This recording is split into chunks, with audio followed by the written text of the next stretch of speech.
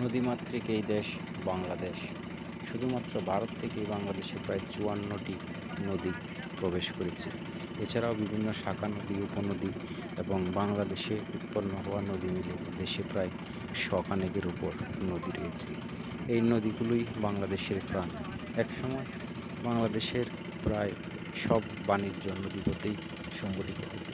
বর্তমানে রেলপথ এবং সড়কপথ আবিষ্কার হওয়ার পর নদীপথের গুরুত্ব অনেকটা কমেছে।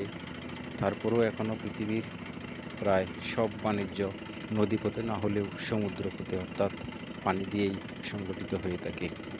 আপনারা জেনে থাকবেন, ইরান এবং আমেরিকা যুদ্ধ শুরু হওয়ার পর শুধুমাত্র হরমুজ প্রণালী বন্ধ হয়ে যাওয়ার কারণে এই ভারতীয় উপমহাদেশে সহ প্রায় পৃথিবীর সব দেশে তেলের দাম বেড়ে গিয়েছে। অর্থাৎ পৃথিবীর ৩ ভাগ জল আর ১ ভাগ স্থল।